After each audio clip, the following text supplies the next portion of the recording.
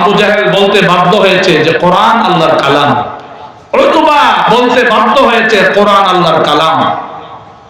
শাইবা বলতে বাধ্য হয়েছে কোরআন ঐশ্বরিক বাণী আল্লাহর কালাম। আবু সুফিয়ান বলতে বাধ্য হয়েছে এটা কোন মুহাম্মদের কথা হইতে পারে না, এটা রব্বুল ইজ্জতুল জালালের কথা, ঠিক না? তো কোরআনুল কারীমের এটা সবচেয়ে বড় মুজিজা, আল্লাহর কালাম। যেই যত বলো, ইতিহাস প্রমাণ করে রাসূলের যুগে কাফের বেঈমানেরা চেয়েছে কোরআনের আওয়াজ যাতে না ছড়ক, কোরআনের আওয়াজ যাতে প্রচার প্রসার না হয়, কোরআনের আওয়াজকে কিভাবে ছোট করে রাখা যায়, বিভিন্ন ভাবে তারা পায়তারা ষড়যন্ত্র করেছে। হজের মৌসুমে রাসূল আকরাম সাল্লাল্লাহু আলাইহি সাল্লাম যখন কোরআন তেলাওয়াত করতেন, কাফের বেঈমানদের মধ্যে পরামর্শের ভিত্তিতে সিদ্ধান্ত হয়েছে যে কয়েকজন লোক ঠিক করা হয়েছে যে যখন বিভিন্ন দূর দূরান্ত থেকে হজ করতে আসবে, মুসলমানদের আগে কাফের বেঈমানরা আয়েশা বাইতুল্লাহ থেকে ওয়াক করত। আপনারা জানেন ইতিহাস। তো বলছে কি বলছে, এই তোমরা যাইও না, এখানে জাদুকর আছে। অন্য নাউযুবিল্লাহ মিন যালিক। কি বলছে, জাদুকর। তো মানুষে বলে 80 জন মক্কাতে অনেক কষ্ট করে, তো জাদুকর একটু দেখা যায়। যাইও না, এখানে পাগল আছে, এখানে যেও না, পাগল আছে। কাফের বেঈমানরা হাজারো রকমের চেষ্টা করেছে, কিন্তু আল্লাহ রাব্বুল ইজ্জত চেষ্টাকে ব্যর্থ করে দিয়েছেন। প্রায় সময় বলি, এই যে আমাদের সুন্দর লাইট গুলো জ্বলতেছে, এনার্জি বাল্ব, এনার্জি লাইট কত সুন্দর। গ্রাম্য মানুষ আমরা যদি চিন্তা করি কুফির সাথে তুলনা দিয়ে, কুফি আর হারিকেনের বাতি মনে করে লাভ দিয়া দিয়া এখানে ফু দেয়।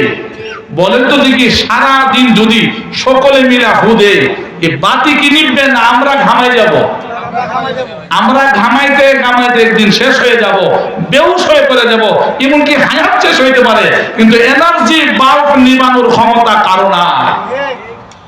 আল্লাহ রাব্বুল ইজ্জত ওয়াল জালালের কোরআনকে মিঠাই দেওয়ার জন্য, কোরআনকে পৃথিবী থেকে বিদায় করে দেওয়ার জন্য, কোরআনের আওয়াজকে বন্ধ করে দেওয়ার জন্য, কোরআনের আওয়াজকে স্তব্ধ করে দেওয়ার জন্য কাফের বেঈমানেরা রাসূলের যুগে চেষ্টা করেছে, আল্লাহ ব্যর্থ করে দিয়েছে। এখনো চেষ্টা করতেছে, কিয়ামত পর্যন্ত চেষ্টা করবে। ইনশাআল্লাহ কোরআনের আওয়াজকে থামানো সম্ভব হবে না। দুঃখ লাগে, বিভিন্ন জায়গাতে অনেক দেশি বিদেশি খবর আমরা পাই, নিউজ পাই। কোরআনুল কারীমের আয়াত তেলাওয়াত করার কারণে, হাদিস পাঠ করার কারণে ইউনিভার্সিটি থেকে, বিশ্ববিদ্যালয় থেকে শিক্ষকের চাকরি চলে যায়, ঠিক না বেটি?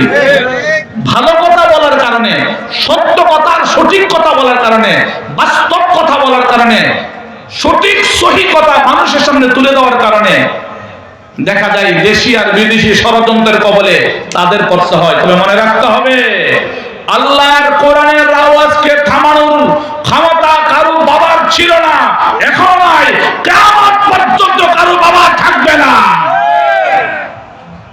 ভাইরা আমার, মনে রাখতে হবে, এই কোরআনকে যারা ধারণ করবে, কোরআনকে যারা সামনে রাখবে, আগলে ধরে রাখবে, কোরআনকে মানবে, কোরআন অনুযায়ী চলবে, ইনশাআল্লাহুল আজিজ কোরআন তাদের জন্য সুপারিশ করে জান্নাত পর্যন্ত পৌঁছায় দিবে। জোরে বলেন সুবহানাল্লাহ। আর একটু মন থেকে বলেন সুবহানাল্লাহ। আমরা কারা কারা আমাদের পক্ষে কোরআন আল্লাহর কাছে সুপারিশ করো? আমরা কারা কারা চাই যে কোরআন হাসরের ময়দানে আমার পক্ষ হইয়া, আমাদের পক্ষ হইয়া আল্লাহর কাছে সুপারিশ করবে? হাতগুলো উঁচু করে দেই। আল্লাহু আকবার, নারে তাকবীর, নারে তাকবীর। আল্লাহ আপনি আমাদেরকে কবুল করেন। আমি হাদিসটা শোনাই দিই, শুনেন, সহিহ হাদিস। এই কোরআনকে যারা আগে রাখবে, কোরআনকে সামনে রাখবে, কোরআন অনুযায়ী আমল করবে, কোরআনকে শ্রদ্ধা করবে, আল্লাহর কালাম মনে প্রাণে বিশ্বাস করে, কোরআন যা হালাল করেছে হালাল হিসাবে জানবে, কোরআনে যেগুলোকে হারাম করেছে হারাম হিসাবে জানবে। আমার নবী, আপনার নবী, বিশ্ব নবী কোরআনকে সামনে নিয়ে যা আমাদের করতে বলেছে করে, যা ছাড়তে বলেছে ছাড়ে, ইনশাআল্লাহ এই কোরআন তাদের জন্য আল্লাহর দরবারে সুপারিশ করে জান্নাতে পর্যন্ত পৌঁছায় দিবে। আল্লাহর নবী বিশ্ব নবী রাহমাতুল লিল আলামিন হাদিসের মধ্যে বলেন, আল কোরআনু শাফিউম মুশাফফা ওয়া মাহিলুন মুসাদ্দাক মান জালাহু আমামাহু কাদাহু ইলাল জান্নাহ ওয়া মান জালাহু খালফা যহরিহি সাকাতাহু ইলান নার। আল্লাহর নবী বিশ্ব নবী রাহমাতুল লিল আলামিন যাকে বলে, কোরআন এবং সুপারিশকারী, যে সুপারিশ আল্লাহ তাআলা কবুল করবেন।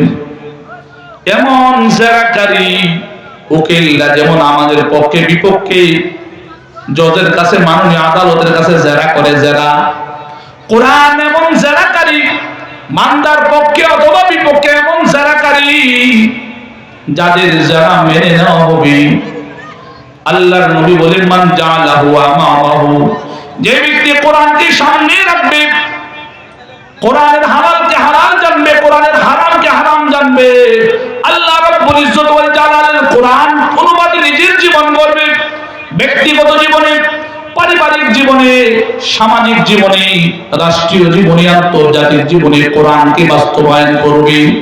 আমার আপনার ব্যক্তিগত জীবন কোরআন দিয়ে সাজাবো, পারিবারিক জীবন যারা কোরআন দিয়ে সাজায়, জাতীয় জীবন, আন্তর্জাতিক জীবন কোরআন দিয়ে সাজায়।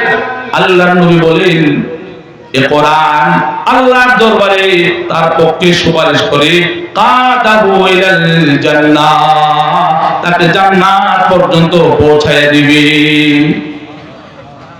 আল্লাহর নবী বলেন, ওয়া মান জালাহু খালফা যহরিহি, যে ব্যক্তি কোরআনকে সামনে না রেখে পিছনে রাখবে, কোরআন অনুপাতে আমল করবে না, কোরআনের হালালকে হালাল জানে না, খেয়াল করুন, কোরআনের হারামকে হারাম জানে না, কোরআন অনুপাতে নিজের জীবন গড়ে না, কোরআনকে সম্মান করে না, কোরআনকে পিছনে রাখে, এর অনেক তাৎপর্য ব্যাখ্যা আছে।